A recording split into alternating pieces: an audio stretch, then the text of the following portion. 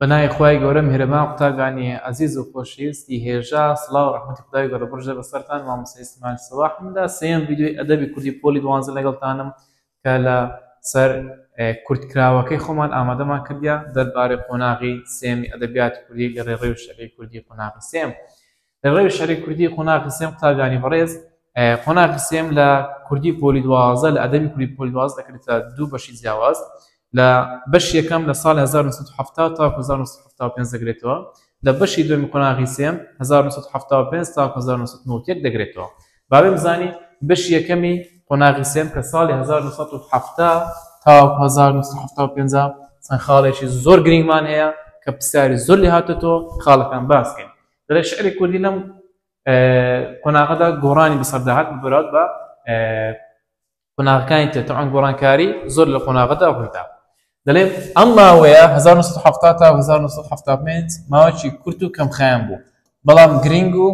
کاریگەر بوو کاردانەوەی گەورەی بەسەر ئەدەبی کوردی بەگشتی و شعری کوردی بەتایبەتی بەجێهێشت ئەم گۆڕانەش ئاگادار بە ناوەڕۆک و ڕوخساری شعری گرتەوە لێبوزاری هێنابێەوە دەیگو کام ماوەیەکی کورت و کەمخایەن بوو بەڵام تا بڵێ گرنگ و کاریگەر بوو قۆناغی 70 تا 1975 دیارترین ئاگادار بە دیارترین ئاگا لە وشەی دیارترین بێت دیارترین سیمای ئەم قۆناغە سەرهەڵدانی گروپی ڕوانگە بوو لە ساڵی 1970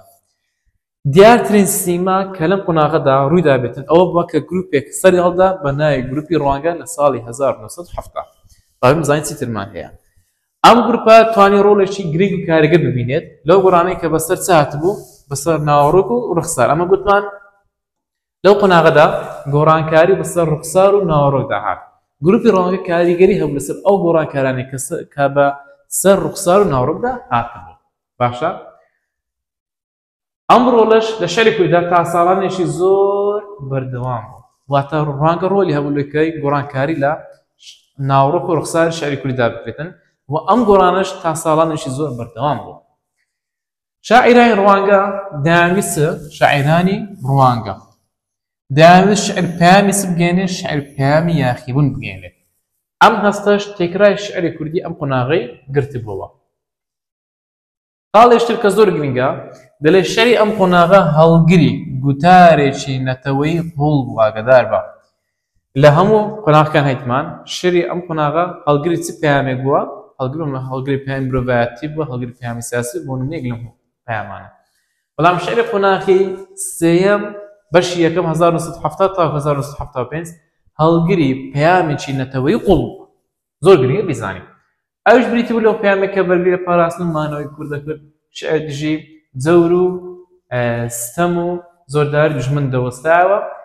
کەم شاعری کورتەیە کە شعری بۆ کورد و سەربەخۆی کوردستان دەنووسی بێت شعری ئەم قۆناغە بە دوو ناوەڕۆک دەناسرێتەوە بە کام ناوەڕۆک دوو ناوەڕۆک شعری ئەم قۆناغە بە ناوەڕۆکی خۆشەویستی لەگەڵ ناوەڕۆکی نیشتیمانپەروەری دەناسرێتەوە جگە لەمەش گەلێک بابەتی شعری بەرسادن کە لەم قۆناغەدا باس کراون لەوانە چرچە مرۆڤ و مرۆڤایەتی ژیان و مردن شارستانی ژن وەکو خاوەن کێشەیە کەواتە لەم قۆناغەدا ناوەڕۆکی سەرەکی یاخود مەبەستی سەرەکی کە شعری لە بۆ نووسراوە پێی دەناسرێتەوە قۆناغە دوو مەبەستە شعری نەتەوایەتیە یاخود شعری نیشتیمانپەروەریە بورن شعری نیشتیمانپەروەری لەگەڵ شعری خۆشەویستی وە جگە لەوەی کە ئەو دوو شعرەمان هەبووە شعری دیکەمان هەبووە بەڵام پێیان ناناسرێتەوە بۆ ینی ئەو شعرانە لەو قۆناغەدا شعری لە بۆ نووسراوە ئەو ناوەڕۆکانە شعریان لە بۆ نووسراوە بەڵام لەگەڵ ئەوەی کە شعریان لە بۆ نووسراوە ناوەڕۆکە سەرەکی ئەم قۆناغە دوو بابەتە یەکێکیان نیشتیمانپەروەری ئەوەی دیکەیان خۆشەویستیە ناوەڕۆکان چووچە مرۆڤ و مرۆڤایەتی ژیان و مردن شارستانیت لەگەڵ ژن وەک خاوەن کێشەیە دەڵێ ئەم قۆناغە هەڵگری بیری فەلسەفی معریفی بوو باشە بە تایبەت چی زۆر گرنگە بە تایبەت ئەو بیرە فەلسەفیانێک کە لە خۆرئاوای هاوچەرخەوە وەرگیرابوون ئەمە لە کاتێکدا دێ کە شعر لە قۆناغەکانی پێشوو ئاگادار بە لە قۆناغەکانی پێشوو سەرچاوە بیرە فەلسەفیەکەی لە خۆر هەڵاتەوە وەرگیرابوو ئاگادار بە شعری قۆناغی 1975 سەرچاوە بیرە فەلسەفیەکەی چێ بوو سەرچاوە بیرە فەلسەفیەکەی خۆرئاوای هاوچەرخ بوو واتە فکرەکانی زیاتر لێن دەروەردەگرت بەڵام شعری پێش قۆناغی ه1975 پێش قۆناغی 1970 تا 1975 سەرچاوی بیرە فەلسەفەکان لە شێ وەرگرت بوو لە خۆر هەڵات واتە لە نەتەوەکانی خۆر هەڵات جا عەرەبە فارسە تورکە سەرچاوە بیرە فەلسەفەکانی لە خۆر هەڵاتەوە ینی وەرگرت بوو دیاتر خاصیەتی ئەم قۆناغە بریتی بوو لە چی؟ دیاتر خاصیەتی ئەم قۆناغە بریتی بوو لە یاخیبوون یاخیبوونش بەخۆی دوو زۆرە یاخیبوونێکمان هەیە پێی دەوترێت یاخیبوونی کۆمەڵایەتی یاخیبوونێکمان هەیە پێی دەوترێت یاخیبوونی سیاسی یاخیبوونی کۆمەڵایەتی واتە یاخیبوون لە دابنەریتە کۆمەڵایەتیەکان باشە یاخیبوون لە دابنەریتە کۆمەڵایەتەکان بەڵام یاخیبوونی سیاسی لە پێناوی چییە لە پێناوی ئازادی و سەربەستی بوو دەڵێ شعرێکمان هەیە بەناوی شعری یاخیبن شعرێکمان هەیە گوتم بەرهەمە سەوزەکان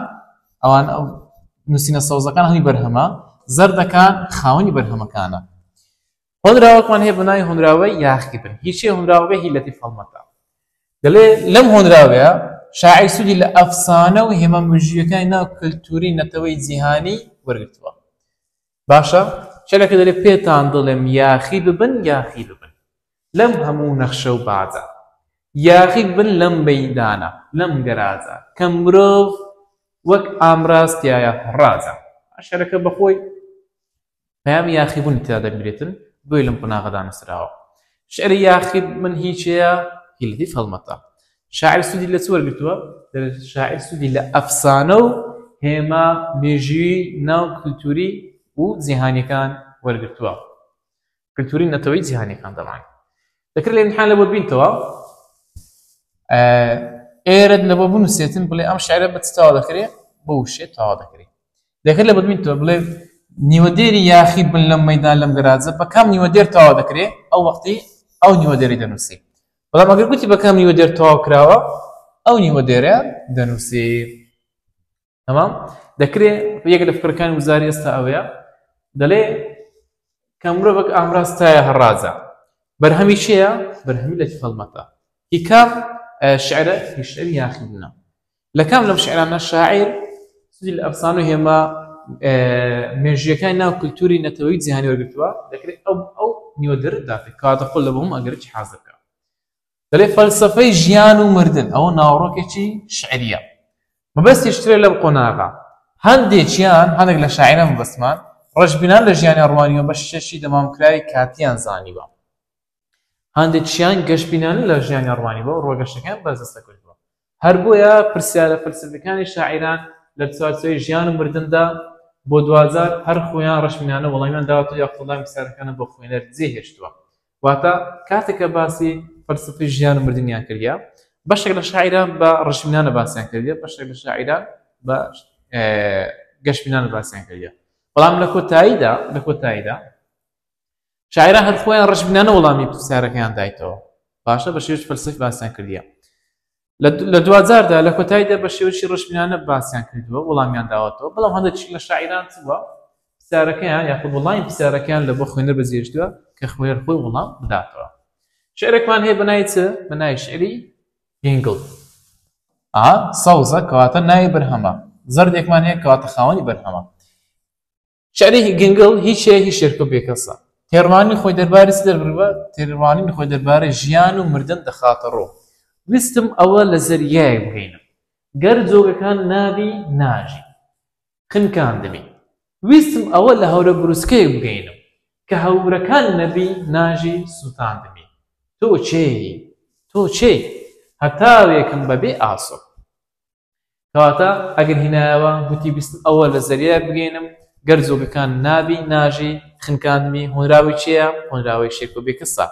لە کام قۆناغ نووسراوە قۆناغی 1975 باشە شعرەکە بەناوی چییە؟ بەناوی شعری گینگڵە شعرەکە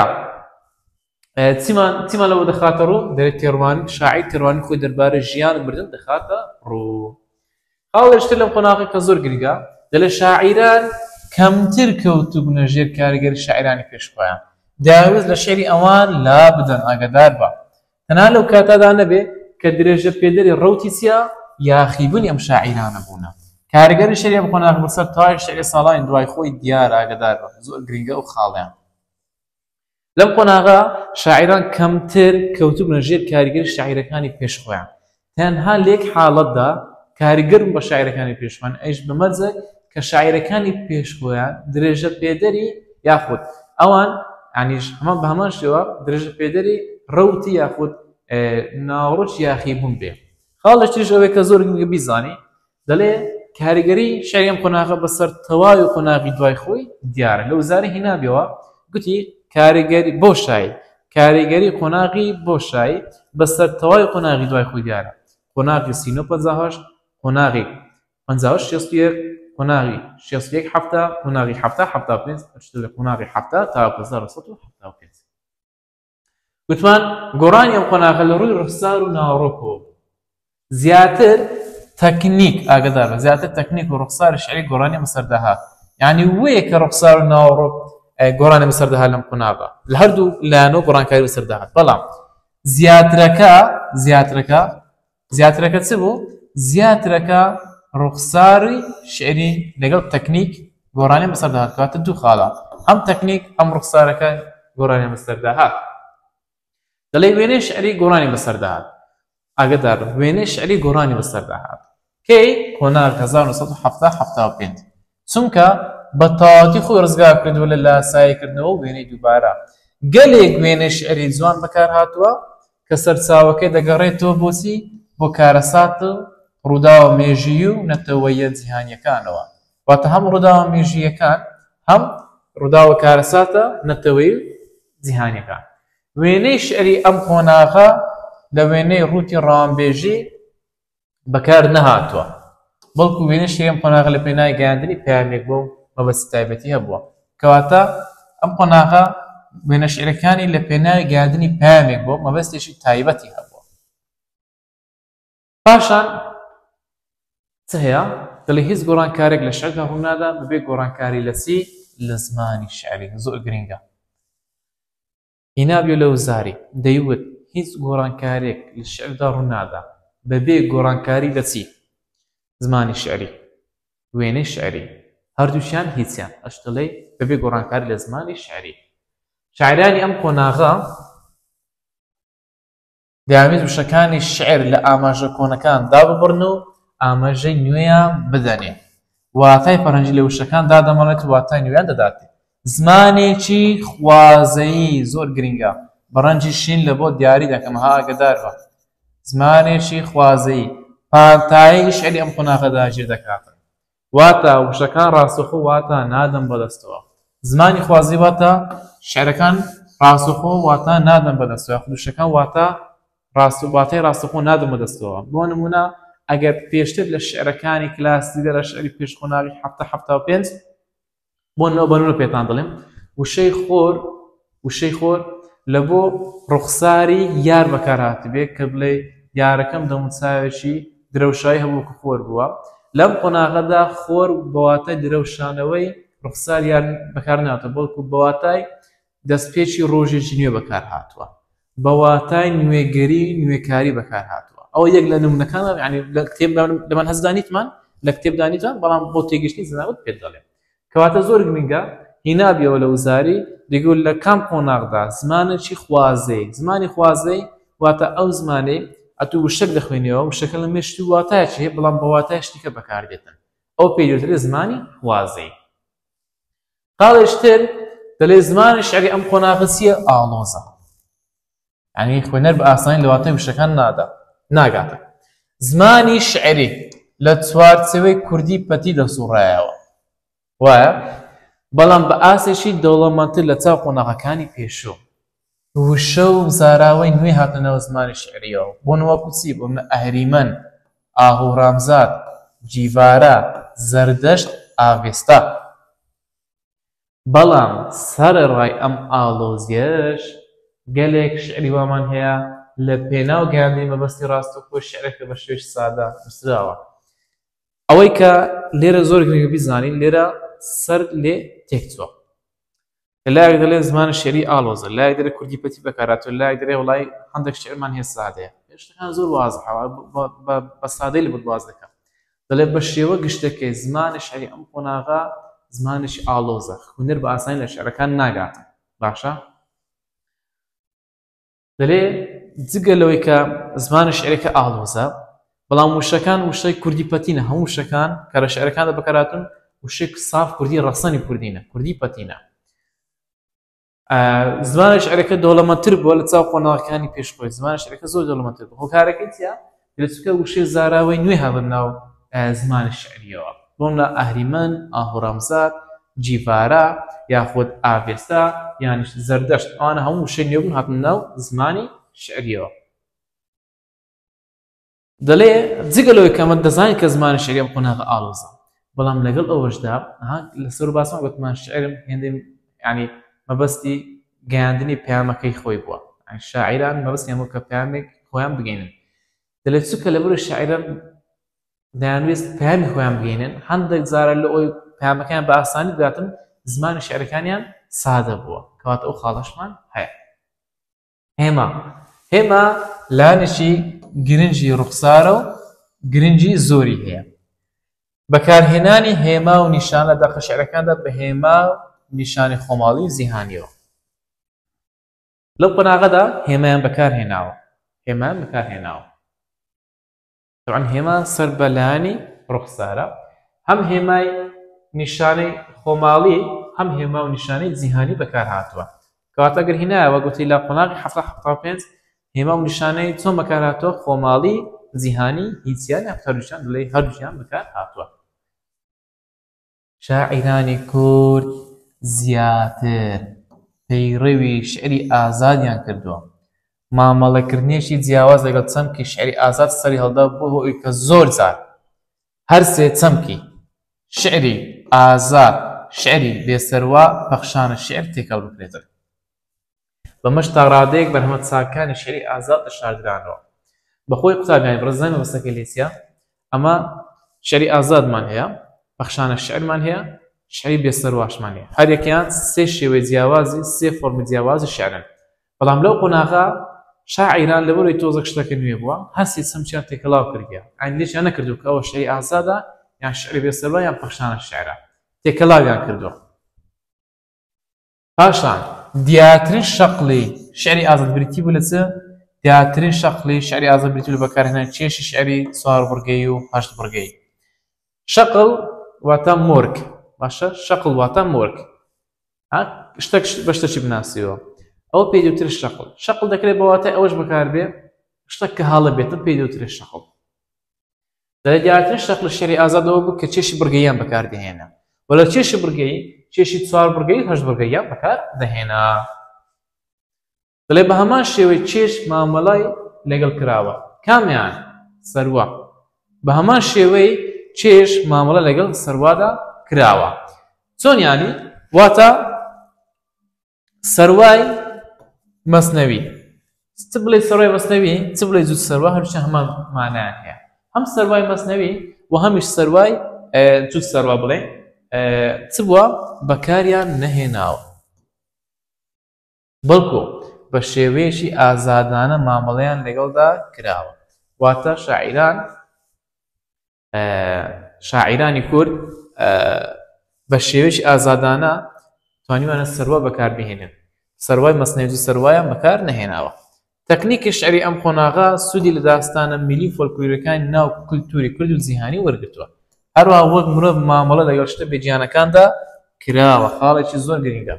دەڵێت چ دەڵێت تەکنیکی شعری ئەم قۆناغا 1975 سوودی لە چ وەرگرتە سوودی لە داستان وەرگرتیە سوودی لە داستانی میلی فۆلکلۆری وەرگرتیە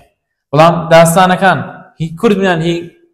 غێری کورد بوون دەڵێت داستانەکانی ناو کولتوری کورد و جیهانی واتە هەم داستانە کوردیەکان هەم داستانە جیهانیەکان سوودیان لێوەرگیراوە لە تەکنیکی شعری قۆناغی 1975 بۆ خاڵێکی زۆر گرنگش ئەوەیە کە شتە بێجیانەکان وەکو مرۆڤ مامەڵەیان لەگەڵدا کراوە شاعیر قسە لەگەڵ گوڵ کردووە شاعیر قسە لەگەڵ ڕووبار کردووە شاعیر قسەی لەگەڵ دەریا کردووە بۆ شێوەیە پاشان دەڵێت چ دەڵێ مامەڵەکردن لەگەڵ شتە بێجیانەکاندا لە شعری چیدا بەدیار دەکەوێت لە شعری گۆرانی شاعیر بە زۆرشترا چۆن دەڵێن گۆران پاڵەوانەکانی لە شاخ لە دەشت لە ئاو دروست کردووە واتە کاتێک کە شعرێکی نووسیوە پاڵەوان شعرەکانی لەو سێ بەشە دروست کردووە شاخ دەشت یاخود ئاو. دەنگی شاعیرانی ژن پەیدا بوون حاڵیشی زۆر گرنگە. دەنگی شاعیرانی ژن پەیدابوونی دەنگی شاعیرانی ژن تایبەتمەندەکانی کام قۆناغە یەک لە تایبەتمەندەکانی قۆناغی 1970 کە لە ڕووپەڕی ڕۆژنامە گۆڤارەکانی ئەو کات دەبینرا. کاریگەری ئەم دەنگانە لە قۆناغی دواتری شعری کوردی دەرکەوتوو بۆ هۆی پەیدابوونی گەلێک دەنگی زیندوو لە ساڵانی دواتردا. چەند شاعیرێکی ژنمان هەبوو کە لەم قۆناغە دەیانووسی. چێ بوون؟ دیاجوان، دایکی سۆلاب، ئەرخەوان لەگەڵ شەونم بەرزنجی. کاتە 4 شاعیرمان هەیە: دیاجوان، دایکی سۆلاب، ئەرخەوان لەگەڵ شەونم بەرزنجی. ئەو 4 شاعیرە شاعری ژن بوون کە لە قۆناغی 1970 دەنگی یەکەم زاروکە شعر لەلایەن ئافرەت و بنووسێتن لە قۆناغەکاندا. بۆ لە پێش ئەو قۆناغە شاعری ئافرەتمان هەبووە بەڵام دا منهەزدا باسی نەکردووە چون لەسەر منهەزەکەی بڕۆ. پەیدابوونی دەنگی شاعیرانی ژن لە قۆناغی 1970 خاڵێکی گرنگە. 4 شاعیرمان هەیە: دیا سۆلاب، دایکی سۆلاب، شەونم بەرزنجی لەگەڵ ئەرخەوانی کە بریتین لە 4 شاعری ژن لە قۆناغی 1970 شعریان نووسیوە. لێردا هاتینە کۆتایی قۆناغی سێەم بەش یەکەم ساڵی 1970 تا